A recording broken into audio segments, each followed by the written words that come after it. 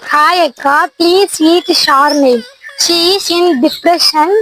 You so she will feel happy when she sees your video. She will be surprised after watching your video. So please eat Shar Akka. கண்டிப்பா sister உங்க ஃப்ரெண்டுக்காண்டி sir நேம தான் சாப்பிட போறோம். இதே மாதிரி யாரெல்லாம் டிப்ரெஷன்ல இருக்கீங்களோ மறக்காம அவங்களுக்கு இந்த வீடியோவை எல்லாரும் ஷேர் பண்ணிடுங்க. ஷார் நேம் உள்ளவங்களுக்கும் ஷேர் பண்ணிடுங்க. சாரு நேம சாப்பிடலாமா? ரெடியா?